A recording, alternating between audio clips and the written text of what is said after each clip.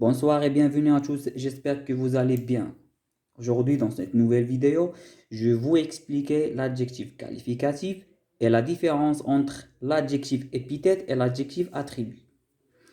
L'adjectif qualificatif est un mot qui donne une précision sur le nom qu'il qualifie, une personne, un animal ou une chose. Par exemple, le ciel bleu. Donc bleu, c'est un adjectif qualificatif. Un garçon courageux. Une étoile brillante. Donc, brillante, c'est il qualifiait l'étoile. Donc c'est un adjectif qualificatif. Il peut se déplacer avant ou après le nom qu'il précise. Donc l'adjectif qualificatif, parfois il est avant et parfois elle est après le nom. Par exemple, une belle fleur. Donc avant le nom. Une carte téléphonique après le nom. Un nom peut avoir plusieurs adjectifs qualificatifs. Par exemple, un joli petit jardin. Donc ce nom-là, jardin, il a deux adjectifs qualificatifs, joli et petit. Un tissu léger, souple et transparent. Donc trois adjectifs. Donc peut avoir un ou plusieurs adjectifs. Maintenant, on va voir la différence entre l'adjectif épithète et l'adjectif attribut. On commence par l'adjectif épithète. Ce rapport directement à un nom, il est placé avant ou après le nom et il appartient au groupe nominal. Donc l'adjectif qualificatif épithète toujours appartient à un groupe nominal. Par exemple, un élève sérieux. Regarde ce petit chat. Donc toujours il appartient à un groupe nominal. Maintenant, on va voir l'adjectif qualificatif attribut. Est relié à un nom qui complète par un verbe d'état. Il est donc relié au sujet de la phrase par l'intermédiaire du verbe et il fait partie du groupe verbal. Les verbes d'état sont être, paraître, sembler, devenir, demeure, rester, avoir l'air, passer pour. Les élèves sont silencieux aujourd'hui. Silencieux, c'est un adjectif qualificatif attribut car il est après le verbe d'état, le verbe être.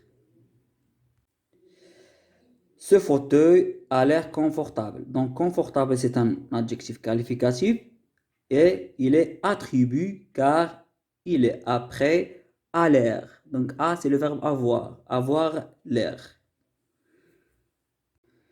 Maintenant, on va passer à cet exercice pour bien comprendre la comparaison entre les deux adjectifs.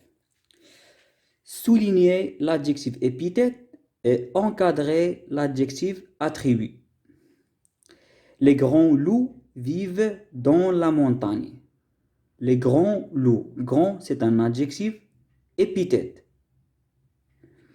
J'ai acheté une belle vélo noire. Belle et noire, c'est un adjectif épithète. Cette petite fille semble triste. Donc, triste, c'est un adjectif attribut, car il est après le verbe sembler. J'écoute de la musique classique. Donc, classique, c'est un adjectif épithète. Cette robe paraît neuve. Neuve, c'est un adjectif attribut, parce qu'il est après le verbe paraître. J'aime manger un flan sucré.